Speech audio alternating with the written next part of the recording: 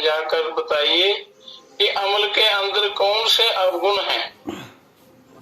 तब ज्ञानवान ने कहा कि अपने प्रश्न के उत्तर में ध्यान पूर्वक सुनो, जिससे मन का सब अज्ञान दूर हो जाएगा। ऐसा ज्ञान सुनो। कहते हैं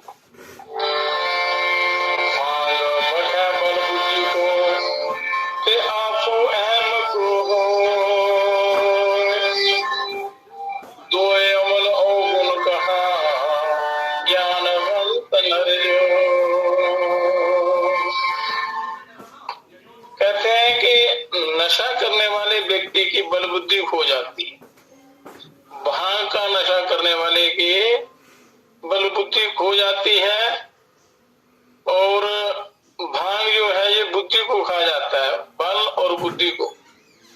इससे बल बुद्धि क्षीण होती है और अफीम खाने वाला अज्ञानी और मूर्ख हो जाता है। इस प्रकार ज्ञानवान पुरुषों ने इन दोनों नशीले पदार्थों के अवगुण बताए हैं, इनसे दूर रहना चाहिए। क्योंकि जब तक आपका ये अंतःकरण पवित्र नहीं होगा, शरीर पवित्र नहीं होगा, तो परमात्मा की प्राप्ति कैसे होगी, कल्याण कैसे होगा। कहते हैं अब अवगुण कहूं शराब का, ज्ञानवंत सुनेंगे, पशुआ करे द्रव्य का सिखावे। हे ज्ञानवान सज्जनों, ध्यान पूर्वक सुन लो। अब शराब का अवगुण कर वर्णन करता हूँ। ये शराब पीने वाले मनुष्य को पशु बना देती है, उसकी बुद्धि ठिकाने नहीं रहती, बुद्धि भ्रष्ट हो जाती है और इसके लिए अपने पास से पैसा भी बहुत खर्च करना पड़ता है, अपमान भी होता है और शरीर का भी पतन होता है, बीमारियां लग जाती हैं और ये शरीर सदा के लिए अशुद्ध हो जाता है। क्योंकि अगर जिस पात्र में ये नशीले पदार्थ रखे जाते हैं, उनको अगर गंगा में 100 वर्ष भी रखो तब भी वो पवित्र नहीं होता। तो जो मनुष्य इसका सेवन करते हैं, पीते हैं, तो कैसे पवित्र होंगे और बिना पवित्रता के परमात्मा की प्राप्ति कैसे होगी, कभी नहीं। तो ये चीजें सब वर्जित हैं। पर कली काल में तकरीबन सभी लोग 90% लोग ये नशा करते हैं, अशुद्ध खान पान, सभी भ्रष्ट हो चुके हैं, कैसे कल्याण होगा। अब कहते हैं काम हरकत मलगत तृष्णा नहीं ठोर, घर बैठे दीन के एक चिलम भरियो। तो आजकल नशे का प्रभाव बढ़ा हुआ है, तकरीबन सभी लोग ये नशे करते हैं, शराब पीते हैं। कहते हैं हुक्का पीने वालों की स्थिति बहुत हीन हो जाती है, उसके शरीर के प्रधान अंग खराब हो जाते हैं और इससे तृष्णा को स्थान नहीं और उसके कामकाज की हानि भी होती है और बल गिरता है। इससे तृष्णा को स्थान नहीं मिलता, तुष्टि स्थिरता नहीं होती। अतः विवश होकर वह दीन हुआ दूसरे तंबाकू पीने वालों के पास बैठकर कहता है कि एक चिलम और भरो, अभी नशा पूरा नहीं हुआ। इसलिए अपने उसको अपना जो जीवन जो है वो नर्क बना देते हैं और पानी पृथ्वी के हते धुआं सुनी के जी,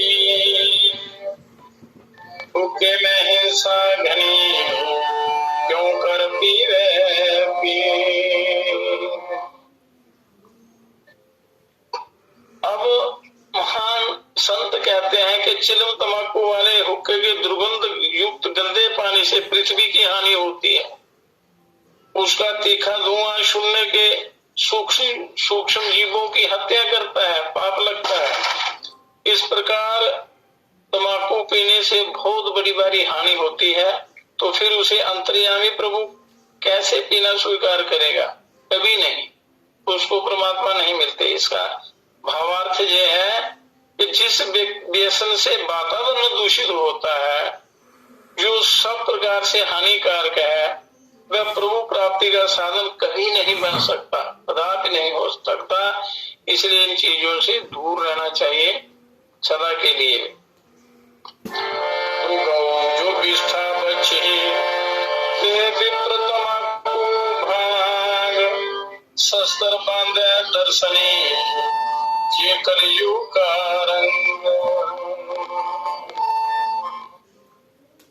गाय जिसे पवित्र भाव से माता कहा जाता है, जब विष्ठा मल भक्षण करने लग जाए और ब्राह्मण भांग तम्बाकू का सेवन करने लग जाए, जो शिक्षा देने वाले लोग हैं, तथा वेशधारी साधु जब शस्त्र बांधते हैं, तो ये कलियुग पाप अनाचार का लक्षण है। ये कलियुग और पापाचार अनाचार का लक्षण है, जब ये लोग विपरीत हो जाते हैं।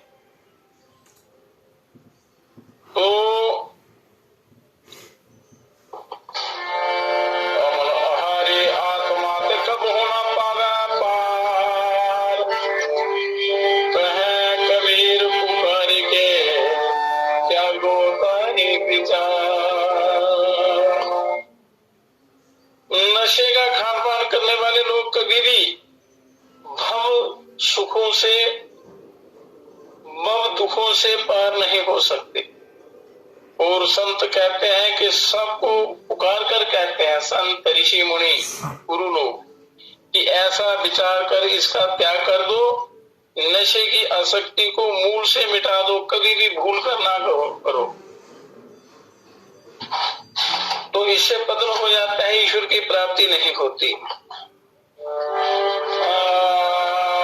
तो बहुत तक भांति का देता ही ना जाने को,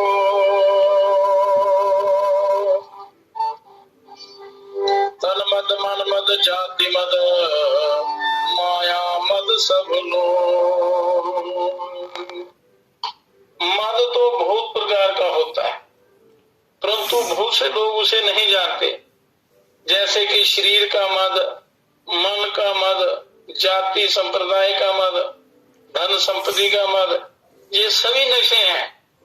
ये भी पतन करने वाले हैं, ये उन नशों से भी ज्यादा खतरनाक है। अब कहते हैं विद्या मद और गुण ही मद, राज मद एवं मद, इतने मद को रद्द करे तब पावे अनहद। इतने मद को रद्द करे तब पावे अनहद। विद्या ज्ञान का मद, गुण का मद और राजताई का मद, ये सब मद उत्पन्न होकर जीवन में उन्माद बढ़ाते हैं। और इन सभी मदों को मिटा देने पर अपने शाश्वत आत्म स्वरूप की प्राप्ति होती है। भावार्थ ये है कि मद अहंकार का ही स्वरूप है। अज्ञानता के कारण ये अनेक रूपों में पैदा होता है, अनेक रूपों में पैदा हो जाता है अज्ञानता के कारण। और मदांध जीव हर रूप में अपने आप को औरों से श्रेष्ठ समझता है, तो ये भी पतन का बहुत बड़ा कारण है। इसलिए इससे बचना है। कहते हैं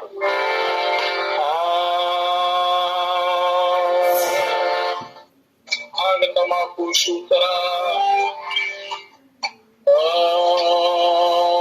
भांग तमाकू सूतरा, जल कबीर लेखही, योग यज्ञ जप तप किए सवैर सातल जानी।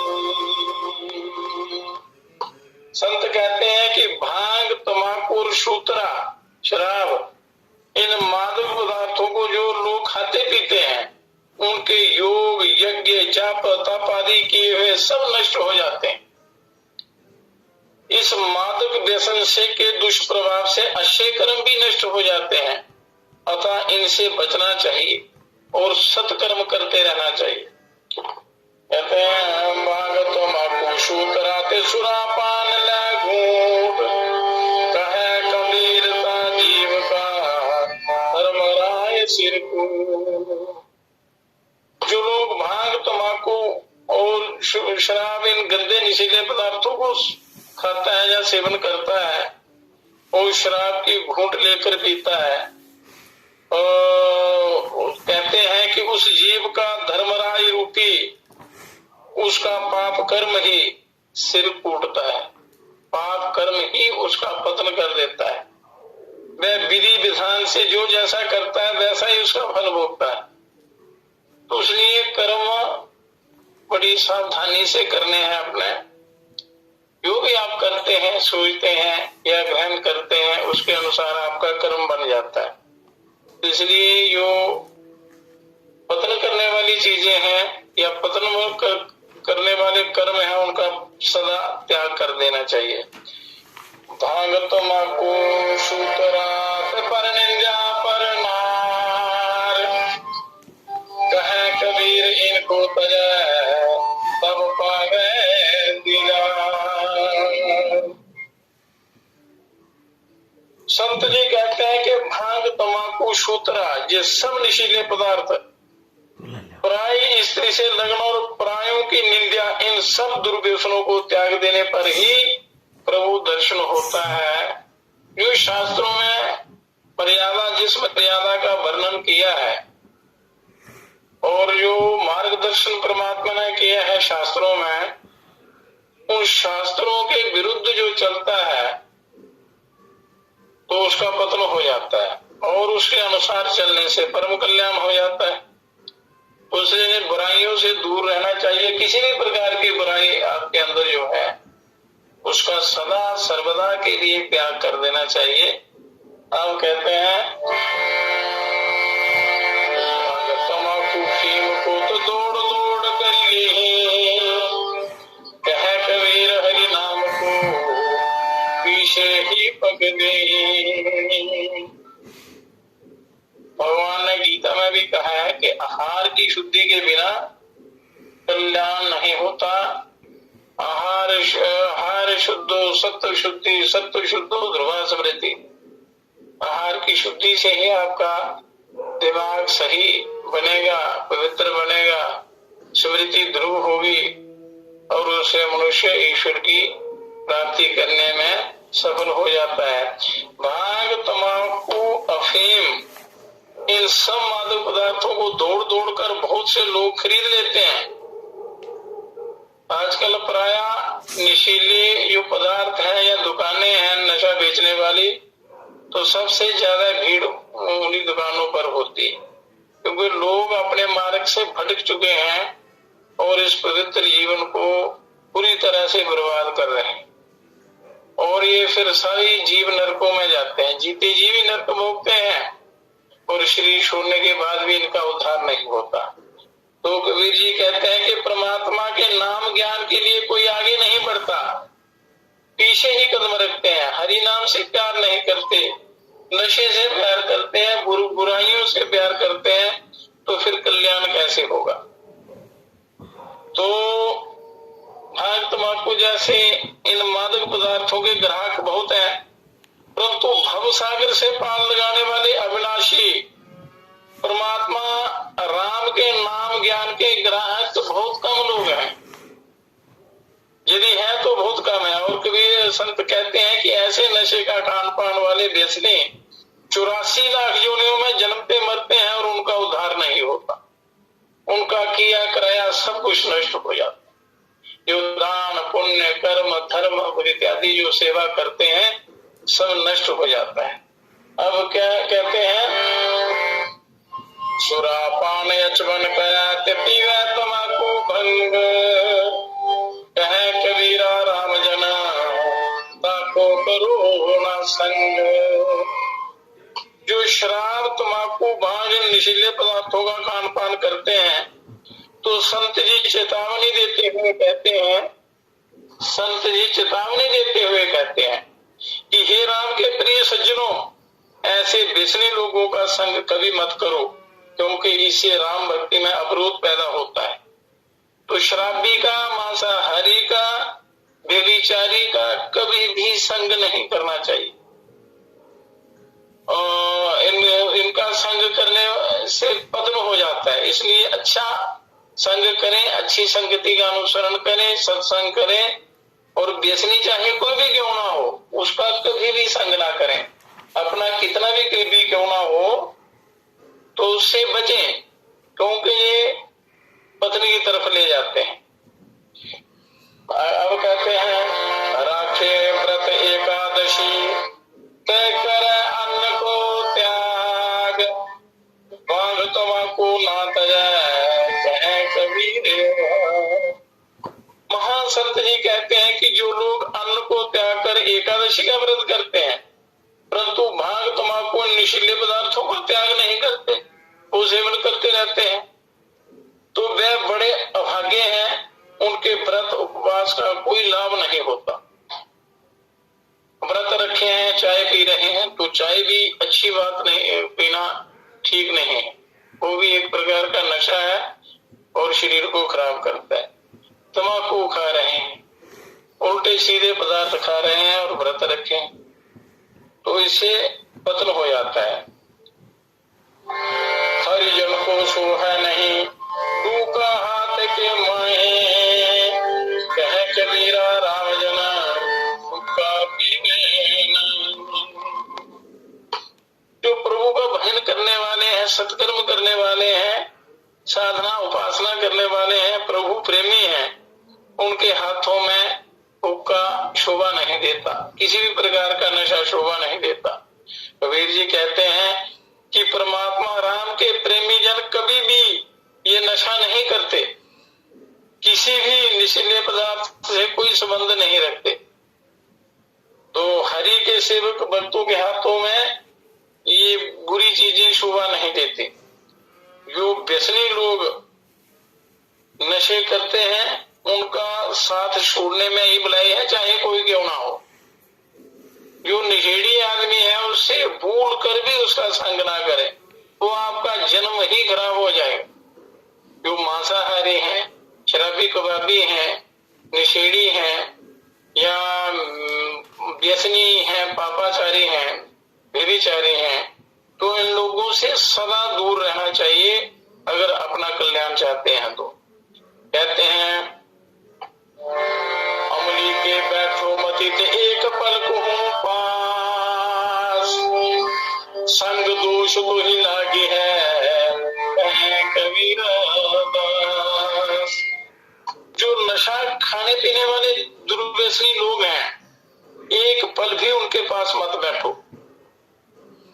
किसी भी प्रकार का जिसमें कोई दुर्व्यसन है उसका एक पल के लिए भी संग न मत करो। संत कहते हैं कि उनके पास बैठने से तुम्हें संग दोष अवश्य लगेगा, उसके पाप आपको अवश्य लगेंगे, उनकी संगति का प्रभाव आप पर पड़ेगा। कहते हैं कि बहुत पाप करने से लोग व्यसनी बनते हैं, पाप कर्म करने से लोग व्यसनी बनते हैं, या पाप की कमाई करने से व्यसनी बनते हैं, परंतु अंधे अज्ञानी इस बात को समझते नहीं।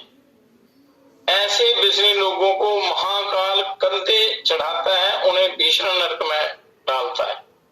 बोलो महाकाल जो परमात्मा है, परम पिता सबके काल के भी काल महाकाल, तो उनको नरकों में डाल देता है। वो जीव फिर भटकते रहते हैं, उनका कल्याण नहीं होता, तो हर जन्म जन्मांतर वो दुख पाते हैं। इसलिए इन व्यसनों से सदा दूर रहना चाहिए। अब कहते हैं जहाँ लग अमल हराम सब दो दीन के माहे, कहे कबीरा राम जना अमली हुजै नहीं।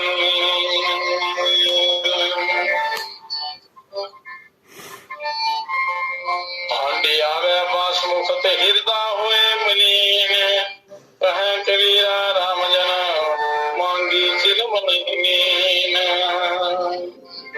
आन अमल सब त्यागी के राम अमल तब खाए, जन कबीर भाजा भरम और ना कछु सुहाए। नशा खान पान करने वाले व्यसनी लोगों के मुख से बहुत दुर्गंध आती है और हृदय मलिन होता है। और संत कहते हैं कि हे राम भक्तों, किसी से कभी मांगकर कोई नशा मत लेना, उसका सेवन कभी मत करना। चाहे आपके पास अरबों खरबों रुपए हैं, फिर भी ये बुरी आदतें नहीं डालना, अपनी बुरी आदतों को सुधारना है और प्रभु से प्रेम करना है। इन सब दुर्व्यसनों, भांग, तंबाकू, बीड़ी, सिगरेट, अफीम, शराब को त्याग कर जब परमात्मा राम का भक्ति रूपी नशा ग्रहण किया जाता है, तो संत जी कहते हैं कि सब ब्रह्म अज्ञान भाग जाता है। जब राम नाम का नशा, एक ही नशा है उस प्रभु के नाम का नशा, और भक्ति सुख के अतिरिक्त कुछ नहीं सुहाता।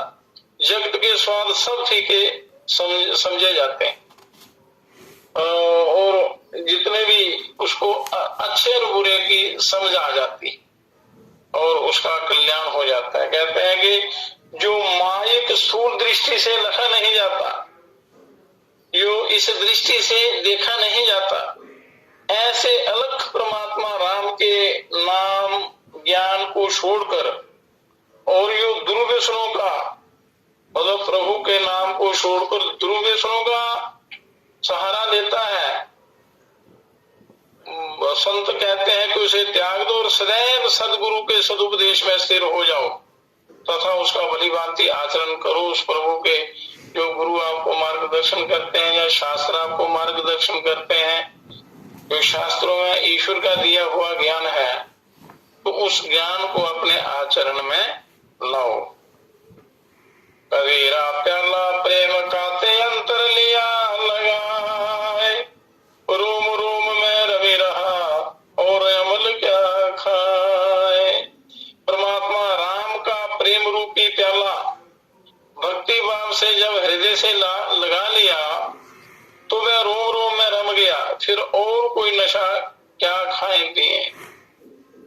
अर्थात अब किसी भी नशे की आवश्यकता नहीं रहती। जब प्रभु से प्रेम हो जाता है तो नित्य चेतना अविनाशी परमात्मा राम की प्रेम भक्ति से ही कृतार्थ हुआ जाता है, कल्याण होता है। इससे सामने कोई नशा नहीं ठहरता।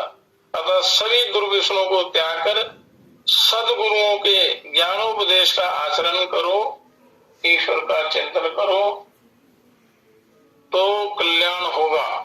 अन्यथा ये 84 लाख में भटकना पड़ेगा। तो पाप करने वाले चाहे 1000 पापी मिल जाएं, परंतु पर निंदा जैसा महापाप करने वाला एक भी निंदक ना मिले। पर निंदा जो है ये बहुत बड़ा दोष है, पाप है, क्योंकि एक निंदक के सिर पर लाखों पाप का बोझ भर जाता है। निंदक सबसे बुरा होता है। इसलिए निंदा चुगली से बचना चाहिए, राग द्वेष से बचना चाहिए, पापाचरण से बचना चाहिए और अपना जीवन सफल बनाना चाहिए। तो इसलिए जो भी आप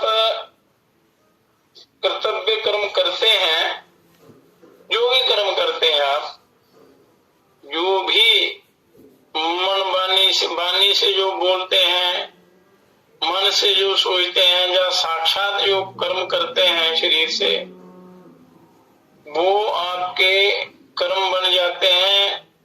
अच्छा करने से अच्छे कर्म, बुरा करने से बुरे कर्म, और उनको भोगना पड़ता है। तो इसलिए इन सब बुरे कर्मों का त्याग करके सत्कर्मों की तरफ चलना और निष्काम भाव से कर्म करना, तो कल्याण होता है। अब भगवान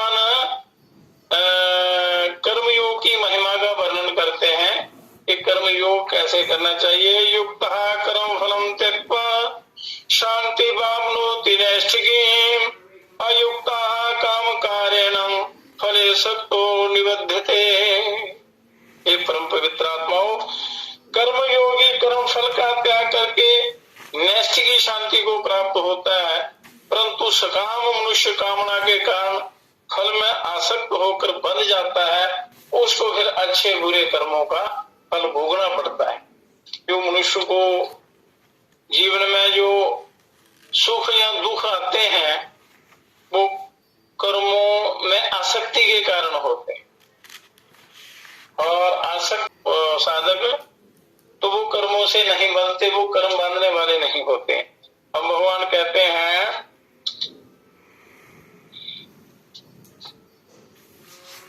जिनका उद्देश्य समता है, समता मतलब किसी से कोई राग नहीं, द्वेष नहीं, समभाव है, वे सभी पुरुष युक्त योगी हैं। और यहाँ कर्म योगी का प्रकरण चल रहा है, इसलिए कर्म योगियों के लिए ये ज्ञान दिया गया है। जिसकी बुद्धि पवित्र होने से जिसमें संसारी कामनाओं का अभाव हो गया है, वो युक्त योगी है। यहाँ कर्म फल का त्याग करने का तात्पर्य है फल की इच्छा आसक्ति का त्याग करना है। फल की जो इच्छा है या आसक्ति है वही बांधने वाली होती है, क्योंकि वास्तव में त्याग कर्म फल का नहीं, कर्म फल की जो इच्छा होती है उसका होता है। कर्म फल की इच्छा त्याग करने का अर्थ है किसी भी कर्म और कर्म फल से अपने लिए कभी भी जरा भी किसी प्रकार का सुख लेने की इच्छा ना रखना। तो जो आप करेंगे उसका फल ऑटोमेटिकली मिलेगा, आपको स्वतः मिलेगा। क्योंकि अगर इच्छा जोड़ देने से वो कर्म फल सीमित हो जाता है, बांधने वाला हो जाता है। तो कर्म करने से एक तो तत्कालिक फल सुख मिलता है और दूसरा परिणाम में फल मिलता है। इन दोनों ही कर्म फलों की इच्छा का त्याग करना है। अपना कुछ नहीं है, अपने लिए कुछ नहीं करना है, अपने को कुछ नहीं चाहिए, इस प्रकार कर्ता के सर्वथा निष्काम होने पर कर्म फल की इच्छा का त्याग हो जाता है और वो कर्म जो है आपका कल्याण करने वाला हो जाता है, आपको मुक्ति देने वाला हो जाता है। कहते हैं कि संचित कर्मों के अनुसार प्रारब्ध बनता है और प्रारब्ध के अनुसार मनुष्य का जन्म होता है। मतलब कर्मों के अनुसार प्रारब्ध बनता है, प्रारब्ध के अनुसार जन्म होता है और मनुष्य जन्म में नए नए कर्म होने से नए कर्म संस्कार संचित होते हैं। जो नए नए कर्म करते हैं और नए संस्कार बन जाते हैं। परंतु कर्म फल की आसक्ति का त्याग करके कर्म करने से कर्म भुने हुए बीज की तरह संस्कार पैदा करने में असमर्थ हो जाते हैं। जैसे बीज को अगर भून दिया जाए तो वो अंकुरित नहीं हो सकता, उसी प्रकार अगर आसक्ति रहित कर्म कर दिया जाए तो भुने हुए बीज की तरह वो कर्म हो जाता है। वो कर्म अच्छा या बुरा फल आपको नहीं देता, वो कर्म कल्याण करने वाला हो जाता है। उसकी संज्ञा, उनकी संज्ञा अकर्म हो जाती है। गीता में 4th अध्याय में इसका वर्णन किया था पहले। वर्तमान में निष्काम भाव पूर्वक किए कर्मों के प्रभाव से उसके पुराने कर्म संस्कार भी समाप्त हो जाते हैं। अगर वर्तमान में आप अच्छे कर्म करते हैं और निष्काम भाव से करते हैं, उनके कर्मों के प्रभाव से पुराने संस्कार भी नष्ट हो जाते हैं और इस प्रकार उसके पुनर्जन्म का कारण ही समाप्त हो जाता है। सिर्फ जन्म मरण समाप्त हो जाता है, आवागमन मिट जाता है। अब कर्म फल 4 प्रकार के होते हैं।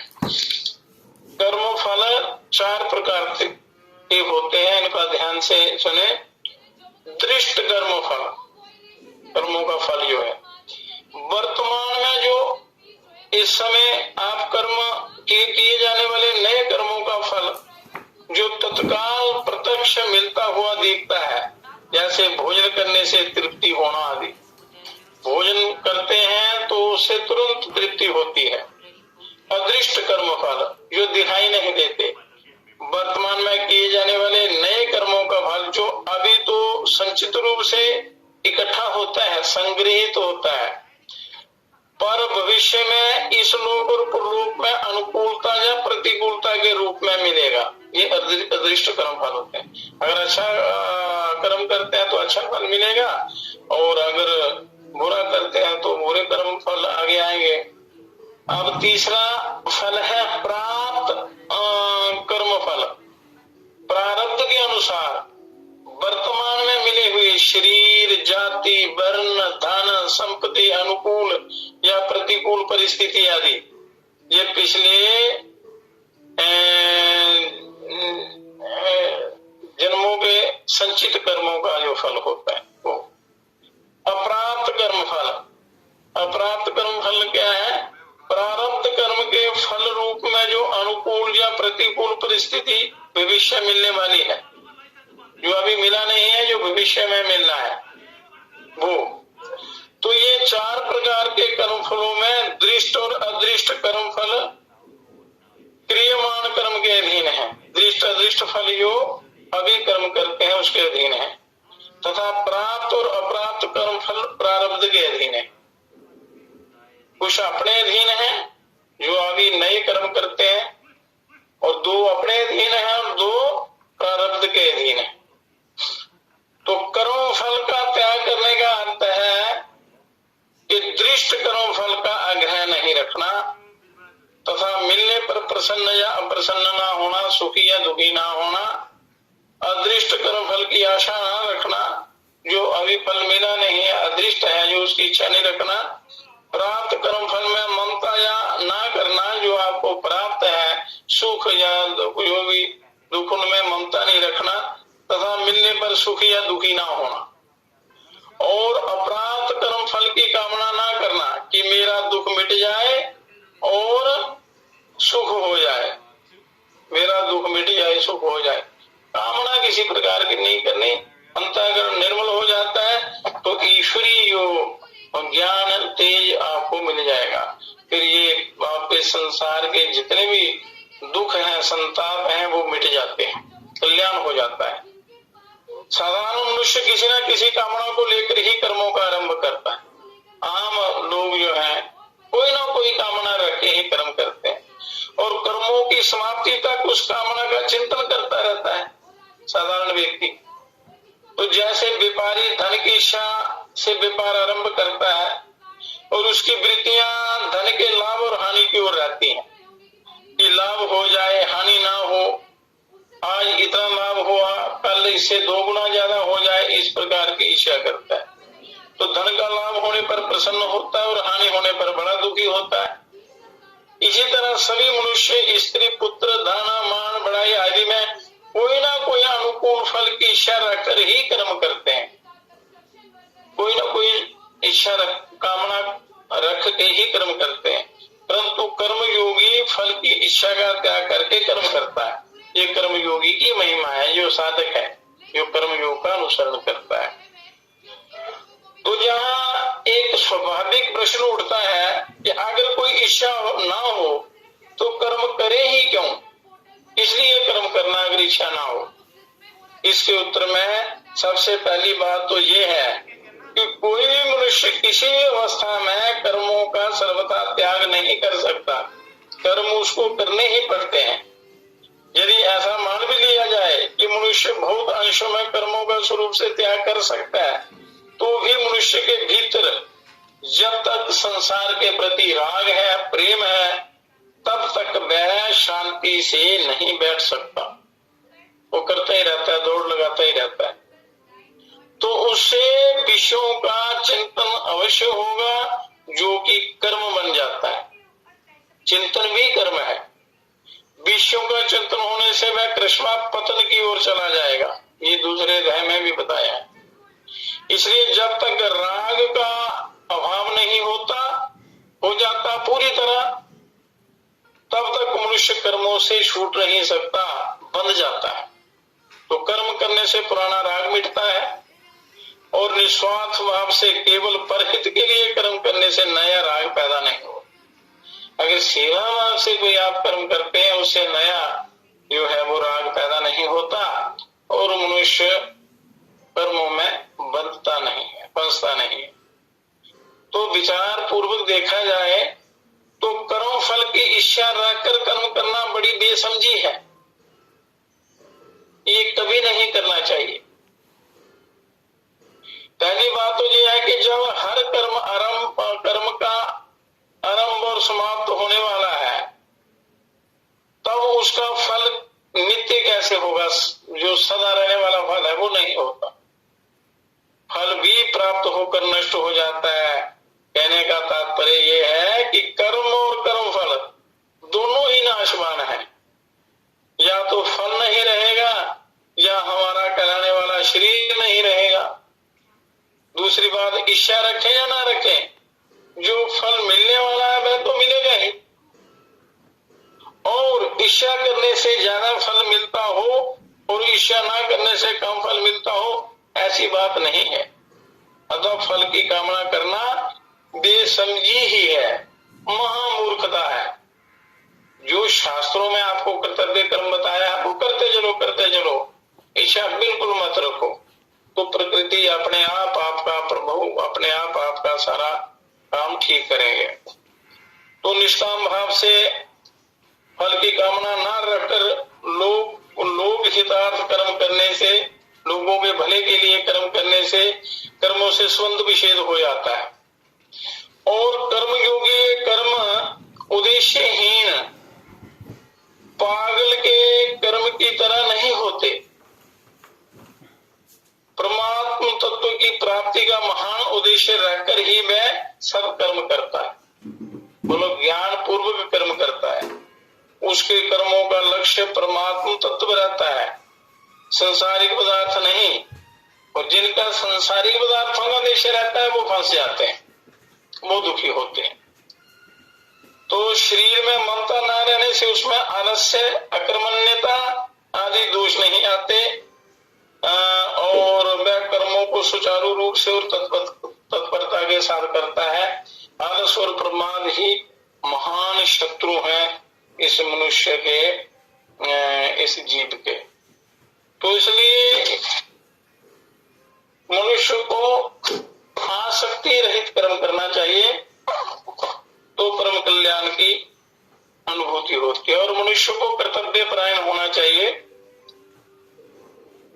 तो कर्तव्य एक दृष्टांत के माध्यम से कर्तव्य का वर्णन करते हैं। एक जमींदार के पास बहुत जमीन थी, उसमें धान बोया। रखवाली के लिए उसने 4 कोनों पर रखवाले नियुक्त कर दिए, 4 सिपाही रख दिए। तो भी तोते आ जाते और पेट भरकर भाग जाते। पर एक तोता ऐसा था जो खाने के बाद कई वाले चोंच में दबाकर साथ ले जाता था, कई चीजें ले जाता था। तो चौकीदार ने उस तोते को पकड़कर मालिक के पास ले जाने का निश्चय किया। वह सुंदर भी बहुत था तोता। जाल फैलाया तो वह उसमें फंस गया। पकड़कर मालिक के पास पहुंचाया तो जमींदार ने तोते से पूछा कि बाले कहाँ ले जाते हो? तो उसने कहा 2 कर्ज चुकाने के लिए, 2 कर्ज देने के लिए और 2 परमार्थ के लिए। तोते बोलते भी हैं, पहले सतयुग में बोलते, स्पष्ट बोलते थे। कुल शाम बाले पेट भरने के बाद साथ ले जाता हूं। जमींदार ने पूछा भला कर्ज चुकाना, कर्ज देना और बांटना कैसा?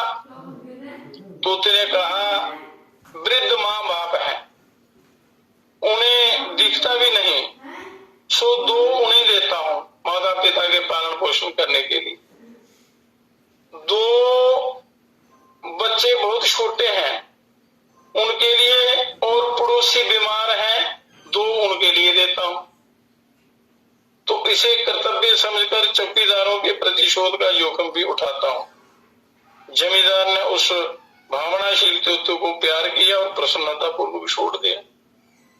तो मतलब ले जाता था, अपना भी निर्वाह करता था, परमार्थ भी करता था, माता पिता भी सेवा करता था, वो अपने कर्तव्य का पालन करता था। इसलिए मनुष्य को अपने कर्तव्य कर्म का पालन निष्काम भाव से करना चाहिए, तो परम कल्याण होता है। अब कहते हैं ये तोते से कर्तव्य परायणता की सीख मनुष्य को लेनी चाहिए। अब जिन कर्मों को करने से नाशवान पदार्थों की प्राप्ति होती है, वह ही कर्म निष्काम भाव पूर्वक एकमात्र परमात्म तत्व की प्राप्ति का उद्देश्य रखकर लोगों के भले के लिए करने से नित्य सिद्ध परम तत्व परमात्मा की प्राप्ति हो जाती है, हेतु बन सकते हैं। मतलब कर्म जो कर्म आप कामना युक्त होकर करते हैं वो फंसाने वाला हो जाता है, और जो परमात्मा की प्राप्ति का उद्देश्य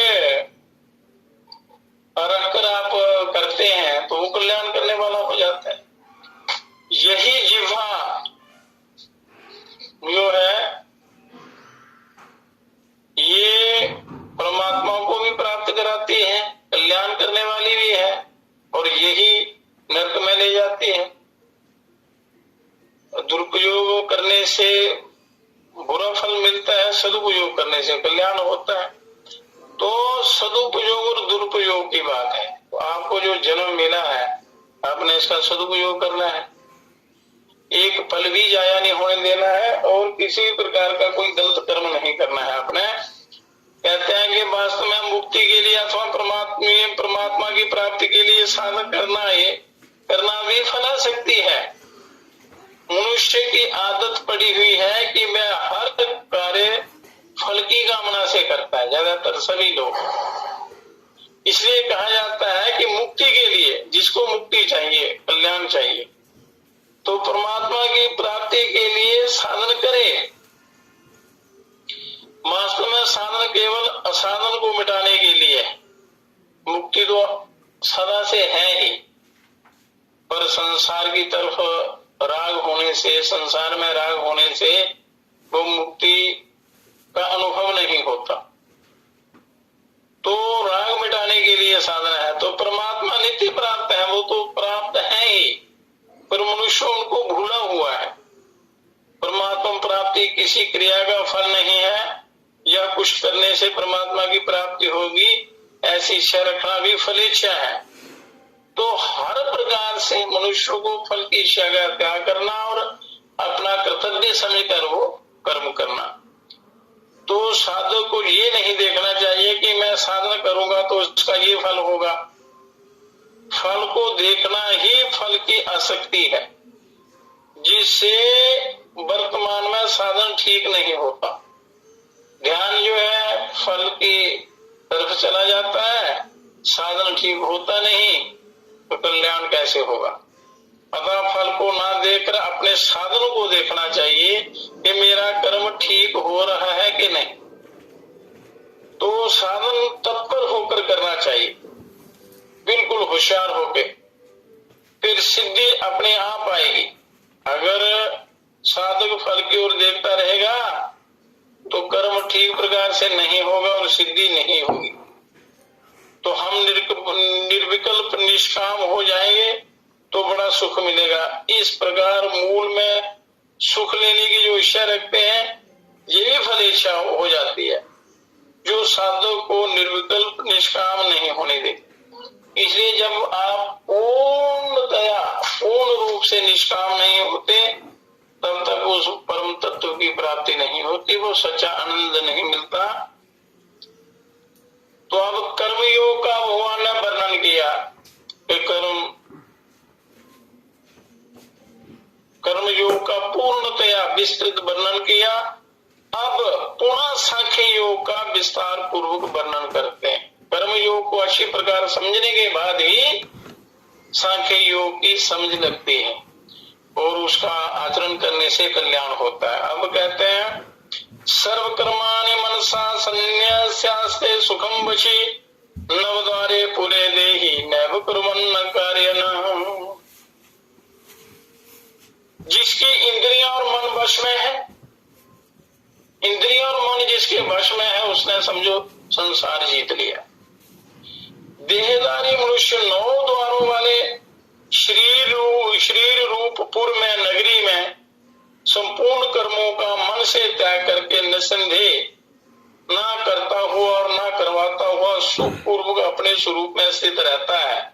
इस नव द्वार के पिंजरे में अनासक्त भाव से रहता है।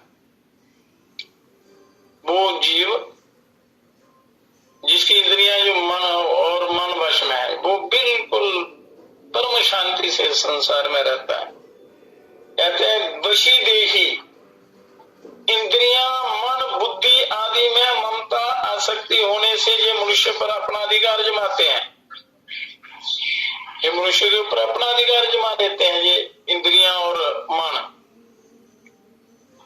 तो ममता आसक्ति ना रहने पर ये स्वतः अपने वश में रहते हैं, और सांख्य योगी की इंद्रियां मन बुद्धि आदि में ममता आसक्ति ना रहने से सर्वदा उसके वश में रहते हैं। जो सांख्य योगी है ये मन बुद्धि इंद्रियां उसके वश में रहती हैं, और इसलिए यहाँ उसे वशी कहा गया है। जब तक किसी भी मनुष्य का शरीर इंद्रियों आदि के साथ जरा भी कोई प्रयोजन नहीं रहता है, तब तक वह प्रकृति के अवश्य वशीभूत रहता है। जरा भी कोई प्रयोजन रहता है, थोड़ा सा भी अगर प्रयोजन रहता है, तो समझना आप इंद्रियों के वश में हो, मन के वश में हो। जब कोई भी प्रयोजन नहीं रहता है, तब आप इंद्रियों से अतीत हो जाते हैं। कार्यते हमेशा सर्व कर्म प्रकृति जैर गुण है कि प्रकृति सदैव क्रियाशील रहती है, अतः प्रकृति से संबंध बना रहने के कारण मनुष्य कर्म रहित तो हो ही नहीं सकता। जब तक प्रकृति से संबंध है तो मनुष्य कर्म रहित नहीं होता। परंतु प्रकृति के कार्य क्या है? स्थूल सूक्ष्म और कारण तीनों शरीरों से ममता आसक्ति पूर्वक कोई संबंध ना होने से सांख्य योगी उसकी क्रियाओं का कर्ता नहीं बनता, उसका संबंध रखना ही नहीं, भावना ही नहीं रखनी। यद्यपि सांख्य योगी का शरीर के साथ जरा भी संबंध नहीं होता, तथापि लोगों की दृष्टि में वह शरीरधारी ही दिखता है, तो इसलिए उसे देही कहा गया। नव द्वारे पूरे शब्द आदि विषयों का सेवन करने के लिए 2 कान, शब्द सुनने के लिए 2 कान, देखने के लिए 2 नेत्र, सूंघने के लिए 2 नासिका छिद्र तथा 1 मुख, ये 7 द्वार शरीर के ऊपरी भाग में है, नाभि से ऊपरी भाग में है। और मलमूत्र का त्याग करने के लिए ये 2 द्वार शरीर के निचले भाग में है। इन 9 द्वारों वाले शरीर को पुर अथवा नगर कहते हैं। और नगर कहने का तात्पर्य यह है कि जैसे नगर और उसमें रहने वाला मनुष्य, जैसे ग्राम और उसमें रहने वाला मनुष्य, ऐसे ही ये शरीर रूपी नगर और ये इसमें रहने वाला जीव, नगर और उसमें रहने वाले मनुष्य दोनों अलग अलग होते हैं। ऐसे ही ये शरीर और उसमें रहने का भाव रखने वाला जीवात्मा दोनों अलग अलग है। जीवात्मा और ये शरीर अलग अलग है। जैसे नगर में रहने वाला मनुष्य नगर में होने वाली क्रियाओं को अपनी क्रियाएं नहीं मानता, नगर में रहता है तो उसमें कई प्रकार की क्रियाएं होती हैं, पर वो उनको अपनी नहीं मानता। ऐसे ही सांख्य योगी शरीर में होने वाली क्रियाओं को अपनी क्रियाएं नहीं मानता है। वो ज्ञान योग की दृष्टि से उसका वो भाव पक्का हो जाता है, उसकी दिशा ही बदल जाती। तो शरीर, इंद्रियां, मन, बुद्धि और प्राणों के द्वारा होने वाली जिन 13 क्रियाओं का वर्णन हुआ है पिछले इसी अध्याय में किया था, उन सब क्रियाओं का बोधक यहाँ सर्वकर्माणि पद है। ये सर्वकर्माणि इन्होंने पहले श्लोक में पहला शब्द लिखा है ना, सर्वकर्माणि मनसा संन्यासास्ते शुभम वशी। तो विवेक पूर्वक मन से त्याग करना, यदि इन पदार्थों का अर्थ केवल मन से त्याग करना माना जाए तो दोष आता है, क्योंकि मन से त्याग करना भी मन की एक क्रिया है। और गीता मन से होने वाली क्रिया को कर्म मानती। गीता में जो भगवान ने कहा है वो मन से भी जो आप सोचते हैं वो भी क्रिया बन जाती है। और शरीर से होने वाली क्रियाओं के कर्तापन का मन से त्याग करने पर भी मन की क्रिया का कर्तापन तो रह ही गया। अतः मनसा संन्यस्य, इन शब्दों का अर्थ है कि विवेक पूर्वक मन से क्रियाओं के कर्तापन का त्याग कर देना, कर्तापन से माने हुए संबंध का त्याग कर देना, तो यहाँ से कर्तापन का संबंध मानना है, वहीं से उस संबंध का त्याग करना। तो सांख्य योगी अपने में कर्तापन ना मानकर उसे शरीर में ही छोड़ देता है। कर्तापन शरीर में ही है, अपने में नहीं है। वो अपने स्वरूप की तरफ उसका ध्यान होता है।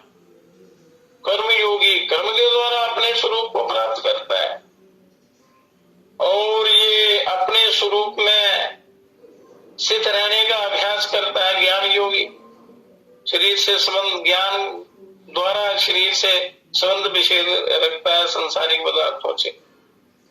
सांख्य योग में कर्तृत्व और कार्यतृत्व दोनों ही नहीं होते। वह करने वाला भी नहीं होता, करवाने वाला भी नहीं होता। कर्तृत्व करने वाला और कार्यतृत्व कराने वाला, ये दोनों नहीं होते सांख्य योग की दृष्टि में।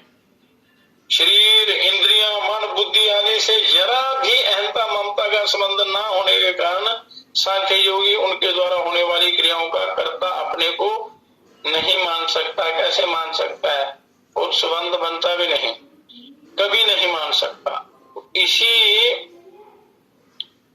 अध्याय में 13वें श्लोक में ये बात पहले 13वें अध्याय के 31वें श्लोक में ये वर्णन आएगा आगे। अब कहते हैं कि शरीर में रहते हुए भी ये अविनाशी आत्मा कुछ नहीं करता। तो यहां शंका होती है कि जीवात्मा स्वयं कोई कर्म नहीं करता, किंतु वह प्रेरक बनकर कर्म तो करवा सकता है। इसका समाधान यह है कि जैसे सूर्य भगवान का उदय होने पर संपूर्ण जगत में प्रकाश छा जाता है, अंधेरा मिट जाता है, लोग अपने अपने कामों में लग जाते हैं। कोई खेती करता है, कोई वेद पाठ करता है, कोई व्यापार करता है, कोई नौकरी करता है, कोई इस प्रकार अपने अपने कामों में लग जाते हैं।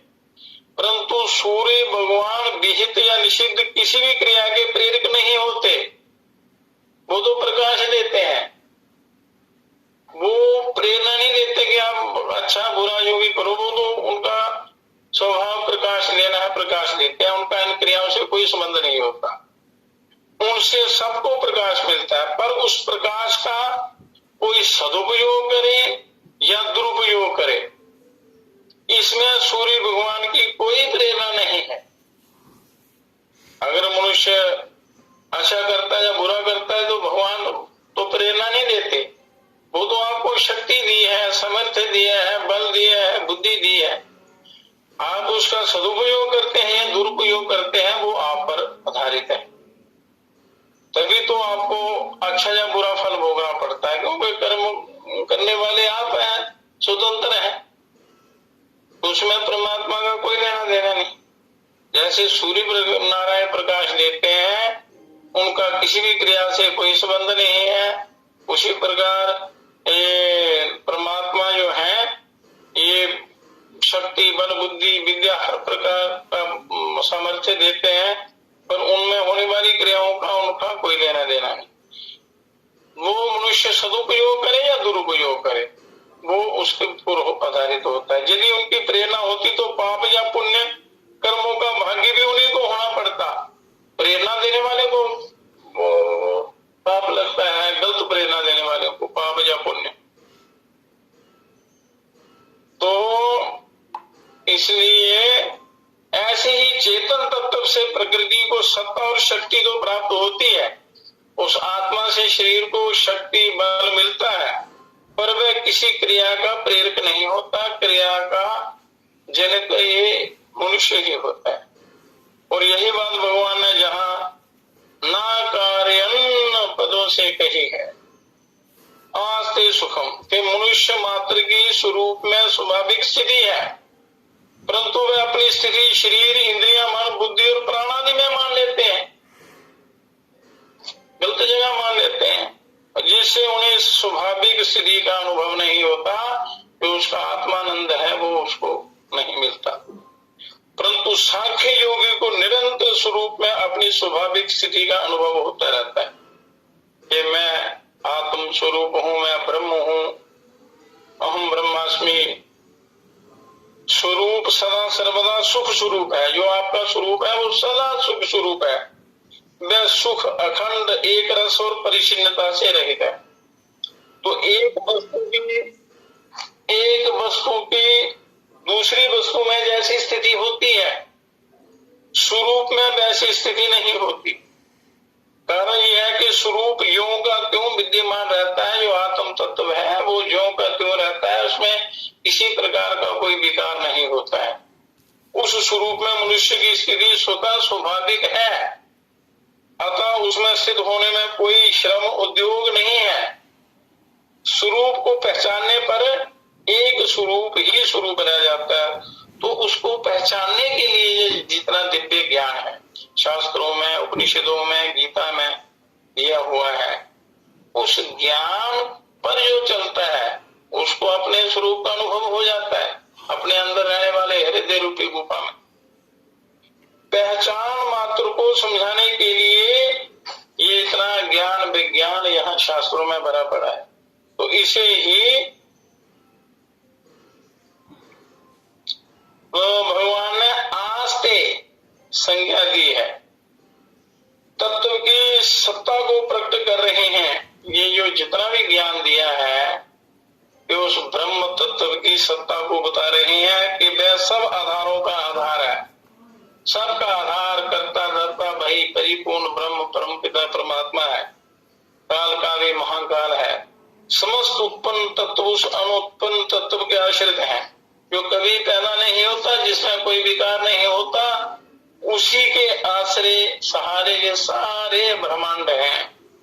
उस सर्वाधिष्ठान रूप परमात्मा में तत्व को किसी आधार की आवश्यकता ही क्या है?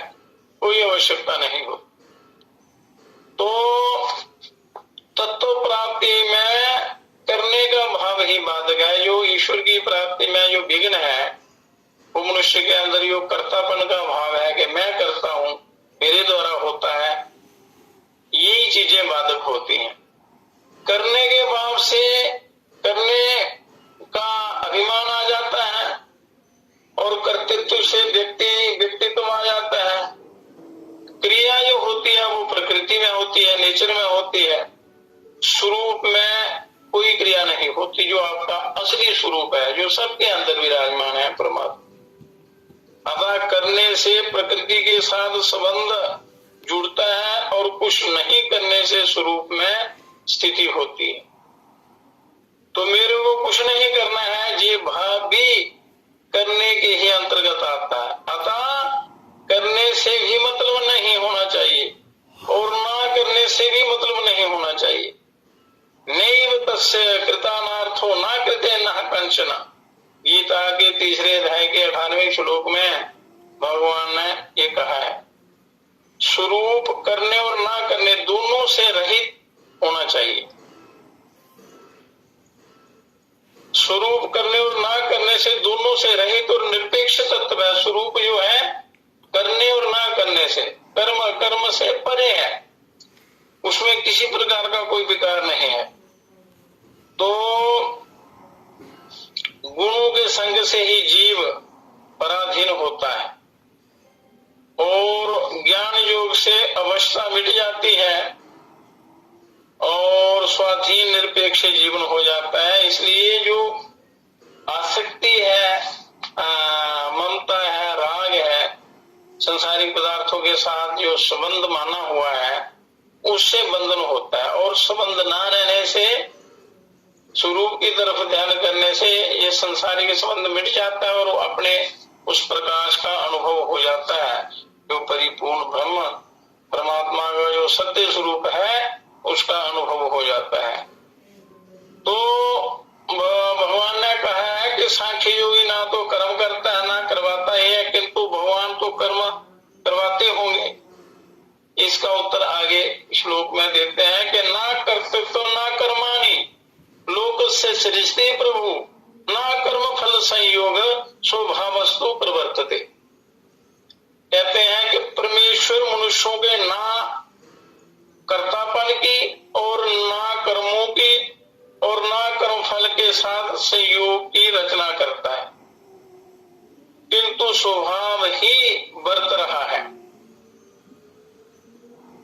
ऐसा ये उस प्रश्न का उत्तर है कि सृष्टि की रचना का कार्य सगुण भगवान का है, इसलिए प्रभु पद दिया गया है। सृष्टि की रचना सगुण भगवान करते हैं, तो भगवान सर्वसमर्थ हैं और सबके शासक नियामक हैं। सृष्टि रचना का कार्य करने पर भी वे अकर्ता ही हैं, क्योंकि उनका उस कर्म से संबंध नहीं है। किसी भी कर्म के कर्तापन का संबंध भगवान का बनाया हुआ नहीं है। जो मनुष्य कर्म करता है और अपने को कर्ता मान लेता है, ये भगवान का बनाया नहीं है, हुआ नहीं है, अपना माना हुआ है। जो अपना माना हुआ है वो मिथ्या है। मनुष्य स्वयं ही कर्मों के कर्तापन की रचना करता है और उसके कर्मों के बंधन में बंध जाता है। संपूर्ण कर्म प्रकृति के द्वारा किए जाते हैं, जो परमात्मा की मूल प्रकृति शक्ति नेचर है, इसके द्वारा ये सारे कर्म किए जाते हैं। परंतु मनुष्य अज्ञानवश प्रकृति से तादात्म्य कर लेता है और उसके द्वारा होने वाले कर्मों का कर्ता बन जाता है, इसलिए फंस जाता है। इसलिए इस बंधन से आपने बचना है। इस कर्म बंधन से आपने बचना है। तो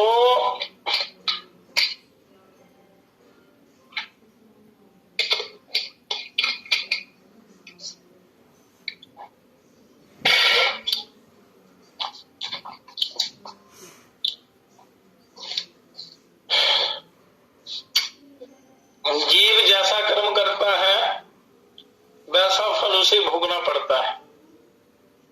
जड़ होने के कारण कर्म स्वयं अपना फल भुगताने में असमर्थ है, अतः कर्मों के फल का विधान भगवान करते हैं। लभते चा तथा कामन्य में एव विहिता नहीं तानम, ये भगवान कर्मों को फल तो देते हैं पर उसके फल के साथ संबंध भगवान नहीं जोड़ते, जीव स्वयं जोड़ता है। कर्मों का फल परमात्मा देते हैं, कर्मों से संबंध जीव जोड़ता है। अगर निष्काम भाव से कर्म किया जाए तो वो कर्म कल्याण करने वाले हो जाते हैं। जीव अज्ञानवश कर्मों का कर्ता बनकर और कर्म फल में आसक्त होकर कर्म फल के साथ अपना संबंध जोड़ लेता है और इसी से सुखी दुखी होता है। अगर अपना संबंध वो तोड़ दे, कर्म आसक्ति ना रखे, कामना ना रखे, ममता ना रखे, तो वही कर्म उसका कल्याण करने वाले हो जाते हैं। कर्तापन कर्म और कर्म फल का संयोग परमात्मा की सृष्टि में नहीं है, जीव की सृष्टि में। इसलिए जीव पर ही इनके त्याग की जिम्मेवारी है, क्योंकि परमात्मा नहीं कहते आप वो बता देते हैं, फिर करना आपके हाथ में है, फल देना प्रभु ने। वास्तव में संसार के साथ संबंध विच्छेद स्वाभाविक है, परंतु अस्वाभाविकता में स्वाभाविकता देखने के कारण संसार का संबंध स्वाभाविक दिखने लग गया है। ये स्वभाव स्वतः नहीं है, बनाया हुआ है, ये कृत्रिम है, आर्टिफिशियल है, ये बनाया हुआ। इसलिए जीव उसमें फंस जाता है। तो भगवान किसी के कर्तव्य कर्म और कर्म फल संयोग की रचना नहीं करते हैं, फिर वे किसी के कर्मों के फलभागी कैसे हो सकते हैं? इस बात को कहते हैं कि नादते कस्यचित् पापन्ना चैव सुकृतं भिवो अज्ञाने नावृतं ज्ञानम तेन मुह्यन्ति यन्तवा। कि सर्वव्यापी परमात्मा ना किसी के पाप कर्म को और ना शुभ कर्मों को ही ग्रहण करता है, किंतु अज्ञान से ज्ञान ढका हुआ है और उसी से सब जीव मोहित हो रहे हैं और संसार में फंस रहे हैं। जैसे अंधकार में सूर्य को ढकने की सामर्थ्य नहीं है, ऐसे ही अज्ञान में ज्ञान को ढकने की सामर्थ्य नहीं है। अस्वाभाविक को स्वाभाविक मान लिया, यही ज्ञान है। बोलो, असत्य को हम सत्य मान लेते हैं, यही अज्ञान है, जिससे मनुष्य मोहित हो जाता है। बोलो, सही सही ज्ञान का ना होना, बोध ना होना इस संसार में फंसाता है। अतः अज्ञान के द्वारा ज्ञान को ढकने की बात केवल मूढ़ता वश की गई मान्यता है, जो हम झूठी मान्यता, झूठा संबंध मान लेते हैं संसार से, तो फंस जाते हैं। वास्तविकता नहीं है, झूठी मान्यता है, उसी के कारण हम जन्म मरण के चक्र में पड़े हुए हैं। तो मनुष्य चाहे तो अपने विवेक को महत्व देकर इस मूर्खता को मिटा सकता है। मनुष्य चाहे तो अपने विवेक को महत्व देकर इस मूर्खता को मिटा सकता है। वास्तव में ज्ञान नहीं ढकता, बुद्धि ही ढकती है, परंतु मनुष्य को ज्ञान ढका हुआ दिखता है, इसलिए यहाँ अज्ञान अभाव रूप है, उसकी सत्ता नहीं है। जिसका अभाव है उससे आवरण नहीं हो सकता। और अतः उल्टा ज्ञान अस्वाभाविक में स्वाभाविकता, बोलो असत्य में सत्य का होना, उसको मान्यता देना, ये अरूप ही अज्ञान है। दिन को रात और रात को दिन समझना, ये अज्ञान है। अगर स्वाभाविकता मिटकर स्वाभाविकता हो जाए तो सर्वव्यापी परमात्मा के साथ एकता का अनुभव हो जाता है। असत्य मिटकर अगर सत्य का बोध हो जाए तो परमात्मा से एकता का अनुभव हो जाता है। तो व्यक्तित्व ही पाप पुण्य को, सुकृत दुष्कृत को, अच्छे या बुरे कर्म को ग्रहण करता है। अतः सर्वव्यापी परमात्मा के साथ एकता का अनुभव होने पर, व्यक्तित्व मिटने पर फिर पाप पुण्य का ग्रहण नहीं होता, और पाप पुण्य ही स्वर्ग नरक के कारण बनते हैं, जिससे मनुष्य का आवागमन नहीं मिटता है। तो इनसे ऊंचा उठना है मनुष्य को। तो उल्टे ज्ञान से के कारण मनुष्य जंतु हो जाता है। इसी तरह जड़ से संबंध मानने के कारण जीव जड़ हो जाता है, और इस जड़ता का आपने संबंध विच्छेद करना है। तो हमसे गुना मिला हुआ है उस परमात्मा को तो अपने से अलग मान लिया, और जो हमसे अलग है उस शरीर को अपने से गुना मिला मान लिया, ये अज्ञान है। बस इस अज्ञान को आपने मिटाना है तो परम कल्याण हो जाएगा, परमानंद की अनुभूति हो जाएगी। तो ये झूठी मान्यता कैसे मिटे? तो ज्ञानेन तो तद ज्ञानम जैसा नाशित महात्मना ऐसा ज्ञानम प्रकाशति तत्परम। परंतु जिन्होंने अपने जिस ज्ञान के द्वारा उस अज्ञान का नाश कर दिया है, उनका वह ज्ञान सूर्य की तरह परम तत्व परमात्मा को प्रकाशित कर देता है। वो ज्ञान भली भांति जिन्होंने सत्संग का सेवन किया है, महापुरुषों की सेवा की है, गुरुओं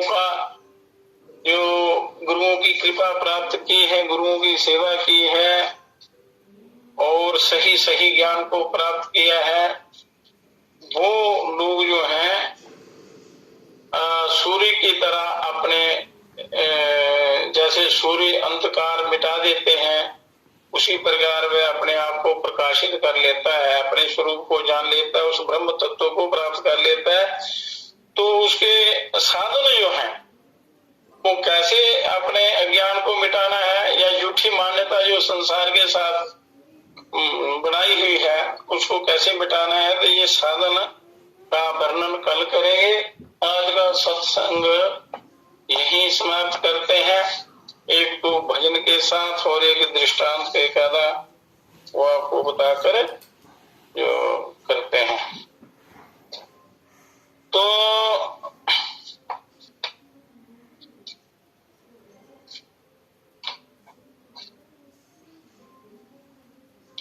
बस अज्ञान को आपने मिटाना है, सच्चाई का आपने सहारा लेना है, सत्य पथ पर चलना है, तो इसमें है कि बुरी संगति का त्याग, अच्छी संगति का संग करना। ऐसे सदा संतों का संग ही करना चाहिए। संत की जो परिभाषा सिद्ध करे वही, उन्हीं संतों का संग करके अपना कल्याण करना है। और ये जो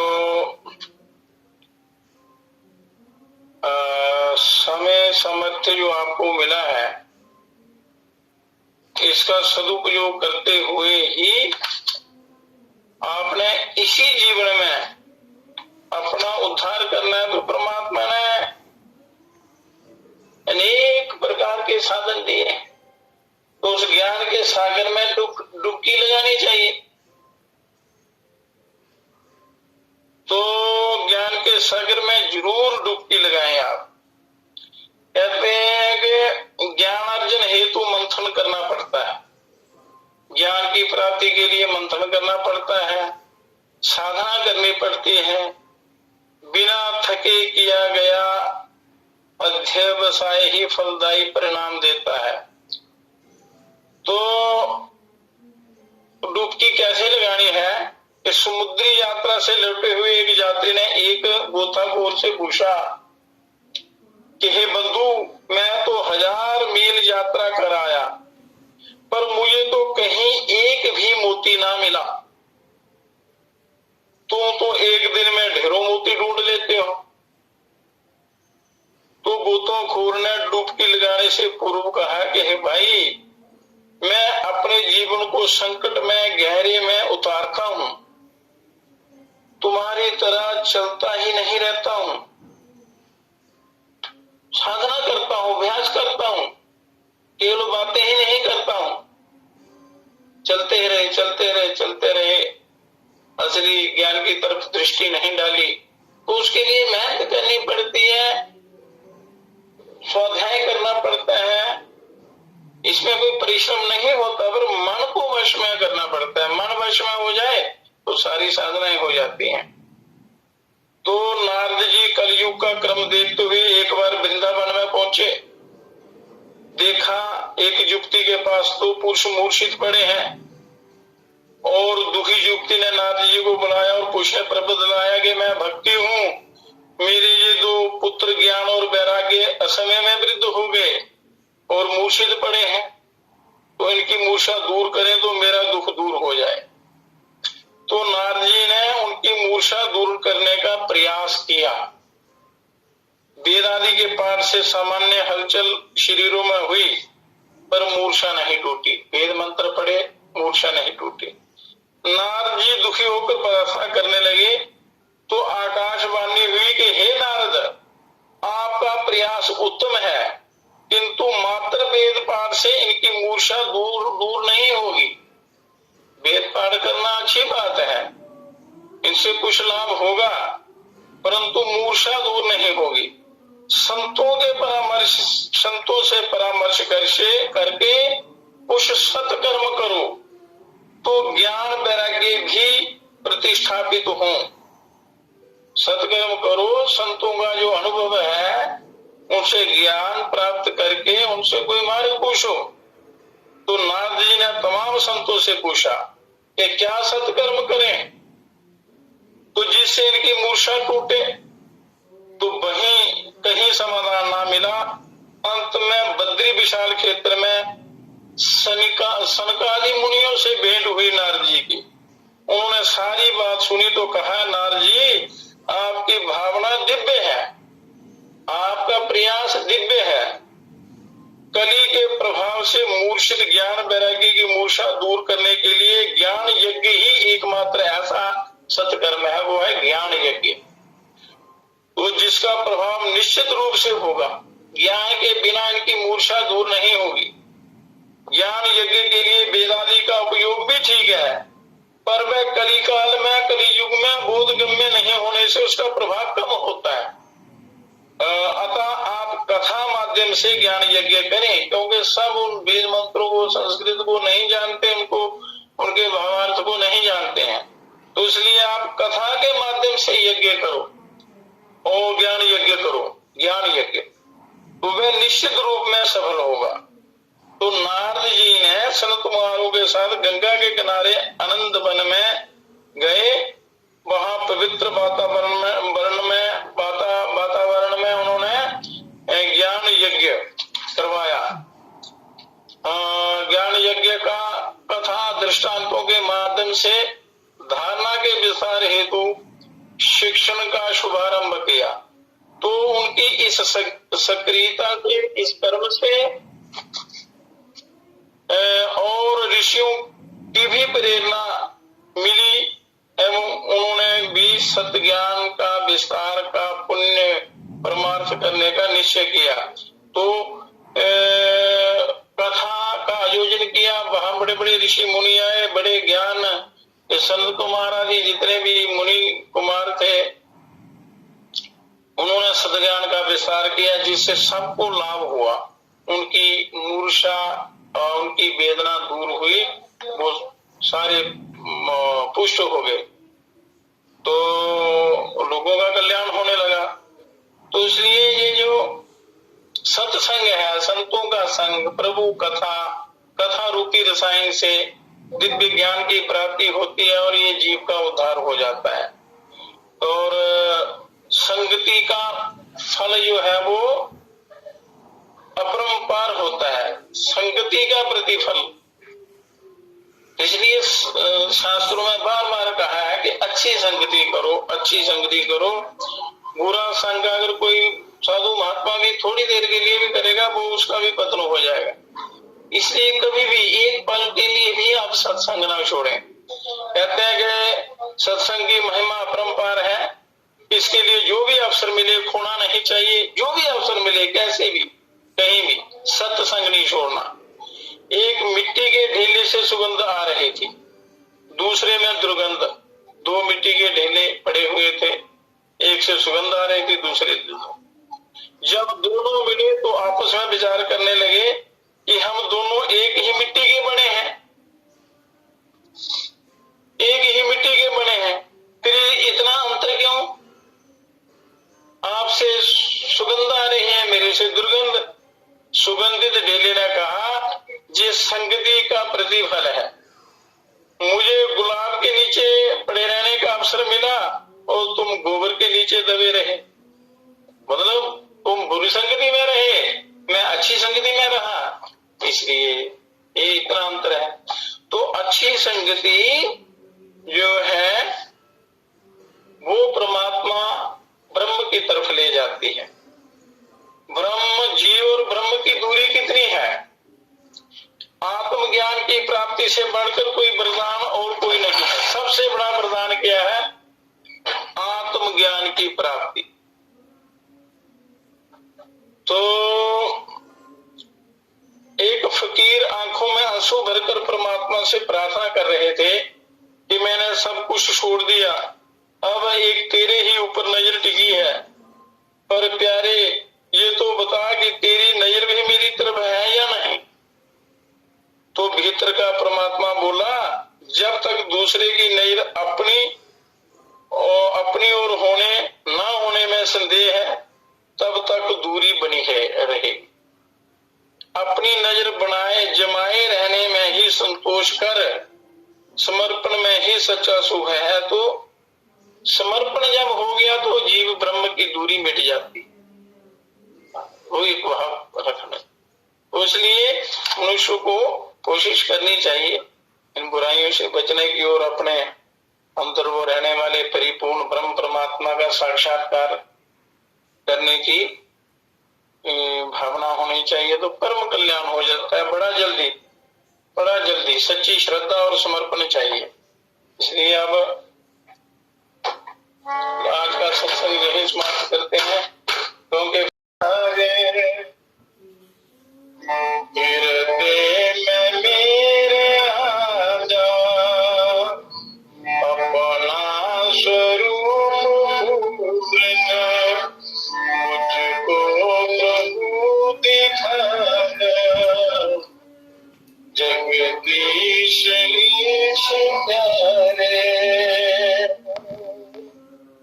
जगदीश ईश प्यारे।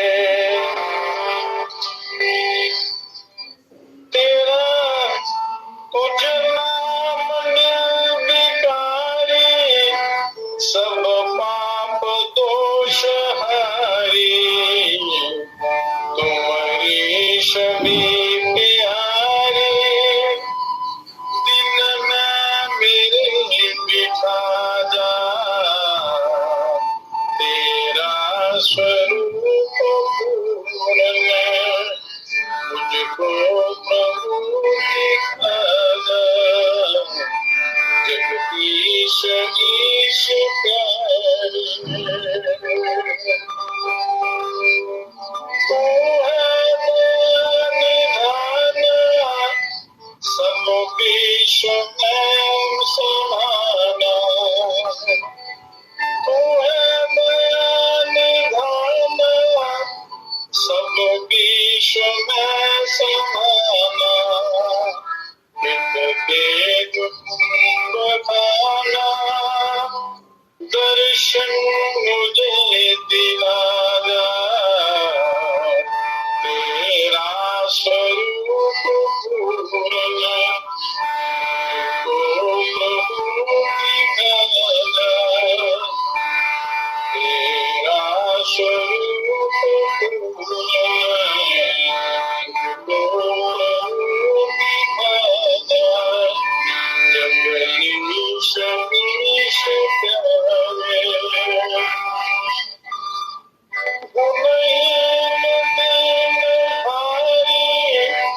प्रभु मैं शरण तुम्हारी। मुझे नीचे उभारे भव जाल से छुड़ाना। तेरा स्वरूप पूर्ण को प्रभु दिखा दे। जगदीश ईश प्यारे करके दया निहारो प्रभु दास हूँ तुम्हारी। करके दया निहारो प्रभु दास हूँ तुम्हारो। ब्रह्मानंद मंद तारो निज रूप में विराजा। स्वरूप पूर्ण मुझको प्रभु दिखा दे। जगदीश ईश प्यारे जगदीश ईश प्यारे हृदय में मेरे आजा। तेरा स्वरूप पूर्ण मुझको प्रभु दिखा दे। तेरा स्वरूप पूर्ण मुझको प्रभु दिखा दे। जगदीश ईश प्यारे पिता है पिता हे राष्ट्रपिता हे जगन्नाथ हे करुणामय गुरु हे अपरंपार हे महेश अब शीघ्र हमें योग विचार मानवता के प्रेरक कर नाथ करें सुखमय संसार। हे परम पिता हे विश्व पिता हे राष्ट्रपिता हे